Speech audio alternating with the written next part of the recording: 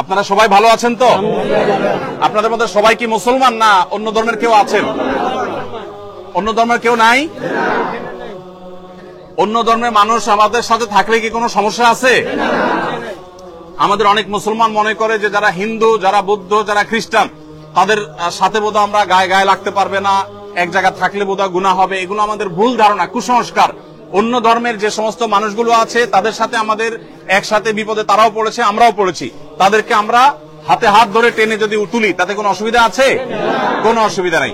যাই হোক, আমরা আপনাদের জন্য একটা ত্রাণের পাশাপাশি একটা কাগজ প্রস্তুত করেছি। এটা আপনারা সবাই পড়বেন, যারা পড়তে পারেন না তারা কাউকে দিয়ে পড়ায়া শুনবেন, ঠিক আছে তো ইনশাল্লাহ? এখানে এক পৃষ্ঠা লেখা আছে একজন ভালো মুসলমান হতে করণীয়। আমরা কি ভালো মুসলমান হতে চাই না? আপনারা চান ভালো মুসলমান হতে? ভালো মুসলমান হতে চান তো? ভালো মুসলমান হতে হলে কি করবেন এখানে সেটা বলা আছে। অবিচল ঈমান লাগবে, ফরজ ইবাদত পালন করতে হবে, হালাল উপার্জন থাকতে হবে, বান্দার হক মানুষের অধিকার ঠিকমতো আদায় করতে হবে এবং আল্লাহর হক আদায় করতে হবে, মাকরুহ বর্জন করতে হবে, সুন্নাহ পালন করতে হবে, সৃষ্টির সেবা এবং জনকল্যাণমূলক কাজ করতে হবে, নফল ইবাদত করতে হবে। আর অপর পৃষ্ঠে আছে হলো বিপদে মুমিনের করণীয়, অর্থাৎ একজন ইমানদার বিপদে পড়লে তিনি কি করবেন এই কথা এই লিফলেটে লেখা আছে। তো এই লিফলেটটা আপনাদের সবাইকে একটা করে আমরা দিচ্ছি ইনশাআল্লাহ। আমাদের ভলান্টিয়ারদেরকে আমরা বলবো একটা করে লিফলেট দেওয়ার জন্য।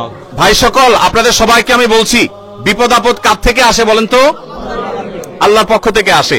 তো যে আল্লাহর পক্ষ থেকে বিপদ আসে সেই বিপদ দূর করার জন্য আমরা কার কাছে দোয়া করব?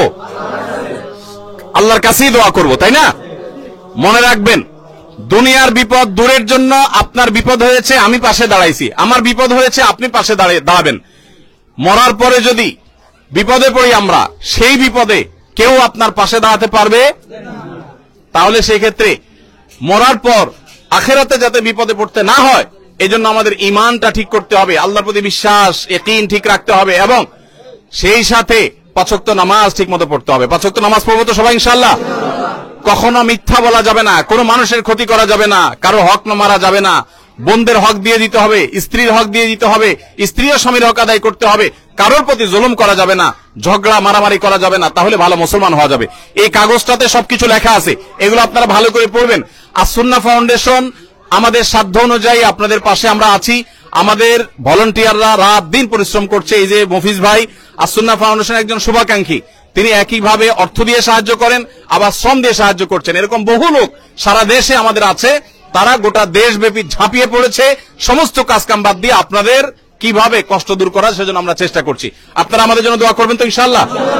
আমাদের যে সমস্ত ডোনাররা আছে যারা টাকা দিয়েছেন, সেই টাকাটা দিয়ে আমরা মালগুলো কিনে আবার আমাদের স্বেচ্ছাসেবকরা কষ্ট করে পরিশ্রম করে এগুলো প্যাকেট করেছেন, সেগুলো আপনাদের কাছে নিয়ে আসছি। আপনারা আমাদের সবার জন্য দোয়া করবেন ইনশাআল্লাহ। আর আপনাদের জন্য আমরা দোয়া করি আল্লাহ আপনাদের কষ্টকে দূর করে দেন এবং লাঘব করে দেন। আল্লাহ তাআলা দুনিয়াতে যেরকম আপনাদের বিপদে আপনাদেরকে সহায়তা দিচ্ছেন, আল্লাহ যেন আখিরাতে বিপদ থেকে আমাদের সবাইকে উদ্ধার করেন, বলেন আমিন। লক্ষ্মীপুর নোয়াখালী এলাকার মানুষ, কুমিল্লা ফেনী এই এলাকার মানুষ দিনদার ধার্মিক হয়ে থাকে, নামাজি কালামি হয়ে থাকে। আমরা সবাই সেটা যেন খেয়াল রাখি, আমরা যেন ভুলে না যাই। মনে রাখবেন, আল্লাহর আযাব যদি হয় তাহলে কিন্তু মানুষ সে আযাবে ধ্বংস হয়ে গেলে তার জাহান্নাম নিশ্চিত। বন্যার পানি এটা আযাব হিসাবে আসছে এমনটি জরুরি নয়, হতে পারে আল্লাহ আমাদের পরীক্ষা করছেন, হতে পারে আমাদের গুনাহ মাফ হবে, কিন্তু আমাদের সবর করতে হবে। কি করতে হবে? আপনাদের মধ্যে যারা উপযুক্ত, যাদের ঘর বাড়ি ভেঙে গেছে, শেষ হয়ে গেছে, আমরা আসুন্নাহ ফাউন্ডেশন থেকে তাদেরকে ঘর করে দেওয়ার জন্য টাকা পয়সা এবং টিন দেব ইনশাআল্লাহ। এবং যাদের কৃষক, কারো গরু মারা গেছে, ছাগল মারা গেছে, কারো ক্ষেত খামার নষ্ট হয়েছে, আমরা তাদের জন্য চেষ্টা করব, তথ্য উপাত্ত করে যাচাই বাছাই করব। শুধু আবেদন করলেই হবে না, যদি সত্য কেউ তথ্য দিয়ে থাকে মিললে আমরা ইনশাআল্লাহ তাদেরকেও নগদ অর্থ সহায়তা করব। ততএব আপনাদেরকে শুধুমাত্র আমরা এই যে কিছু চাল দিলাম এটাই শেষ না, এরপরে আবার 25 কেজি করে চাল আমরা দেব যারা গরিব অভাবী দুস্থ তাদেরকে। পানিটা শুকালে আমরা সবার ঘরে ঘরে এটা পৌঁছাই দেব, কিন্তু শর্ত হলো সত্য তথ্য দিতে হবে। যে মিথ্যা কথা বলে তার সাথে আমরা নাই, সত্যবাদীর সাথে আল্লাহও আছে আমরাও আছি, আর মিথ্যাবাদীর সাথে আল্লাহও নাই আমরাও নাই। মিথ্যা মানুষকে ধ্বংসের দিকে নিয়ে যায়, আমরা কখনো মিথ্যা বলবো না। ত্রাণ কেন, গোটা পৃথিবীর বিনিময়ে মুসলমান মিথ্যা বলতে পারে? অতএব আমরা শক্ত থাকবো তো ইনশাআল্লাহ। এবং আমাদের মা বোনরা যারা আছে তাদেরকেও আপনারা নসিহত করবেন। আপনাদের স্ত্রী, আপনাদের বোন হয়তো আছেন, দেখেন ঘর বাড়ি ছেড়ে আপনারা এখানে চলে আসেন, কারণ এই আশ্রয় কেন্দ্রে থাকতে ইচ্ছা করে না, কিন্তু মনে রাখবেন আল্লাহ রাব্বুল আলামিন যে আমাদেরকে ভালো রেখেছেন, আশ্রয় কেন্দ্রে আমরা যে থাকতে পেরেছি, বহু মানুষ আছে আশ্রয় কেন্দ্রে নাই। ফেনীর পরশুরাম, ছাগলনাইয়া এলাকা, এই সমস্ত এলাকাগুলোতে এমন ভয়াবহ অবস্থা বিরাজ করছে যে সেখানে দোতলার ছাদে, তিনতলার ছাদে মানুষ আজকে 4-5 দিন ধরে আছে, বৃষ্টির মধ্যে ভিজতেছে, খানা নাই, কিছু নাই, 4 দিন 5 দিন, এবং তাদেরকে কেউ যা উদ্ধার করতে পারে। সেনাবাহিনী অনেকে উদ্ধার করতেছে, কিন্তু অনেককে এখন উদ্ধার করা সম্ভব হয় নাই, ওখানে আছে। আমি যে গাড়িতে এসেছি সেই ট্রাকের ড্রাইভার সাহেব বলেছেন, আমি দেখেছি লাশ ভেসে গেছে আমার চোখের সামনে দিয়ে। তো তার তুলনায় আল্লাহ আমাদেরকে ভালো রাখছেন না? আমরা সর্বাবস্থা আল্লাহর কাছে শুকরিয়া আদায় করবো, আলহামদুলিল্লাহ। আল্লাহ আমাদের সবাইকে ভালো রাখুন। প্রিয় দর্শক, আমরা শেষ করব। ওনারা আলহামদুলিল্লাহ, আমরা আশা করছি যে তারা এমনিতে এলাকা মানুষের ভিতরে ধার্মিকতা আছে, তারা আল্লাহকে স্মরণ করবেন। আমরা ইনশাআল্লাহ তাদেরকে দিনদারিতার জন্য তাদেরকে সহযোগিতা করব। আমরা শুধু ত্রাণে দিচ্ছি না, সাথে দাওয়াতি কাজের জন্য এই লিফলেট দিয়ে দিয়েছি। এই লিফলেটটা তারা পড়বেন, মোটিভেশন নেবেন, এবং এখানে দ্বীনি কার্যক্রম ইনশাআল্লাহ চলতে থাকবে। এভাবে আমাদের শত শত পয়েন্টে কাজ চলছে, শত শত জায়গায় কাজ চলছে। আল্লাহ রাব্বুল আলামিন তাদের কষ্ট দূর করে দিন। আপনারা যারা ত্রাণ নিয়ে আসছেন তাদেরকে বলবো স্থানীয় লোকদের সাথে যোগাযোগ করে আসবেন, রাস্তাঘাট ভালো আছে কিনা দেখে আসবেন।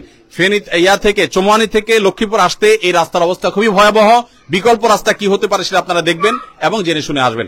আল্লাহ তাআলা আমাদের সবাইকে কাঁধে কাঁধ মিলিয়ে এই বিপদগ্রস্ত মানুষের পাশে দাঁড়াবার তৌফিক দান করুন। আমরা আমাদের সাধ্য অনুযায়ী চেষ্টা করছি, সবাই সবার সাধ্য অনুযায়ী চেষ্টা করলে ইনশাআল্লাহ, আমি আবারও বলি, 18 কোটি মানুষ দাঁড়িয়ে গেলে 50-60 লক্ষ মানুষের কষ্ট কখনোই কষ্ট থাকবে না, ইনশাআল্লাহ লাঘব হয়ে যাবে।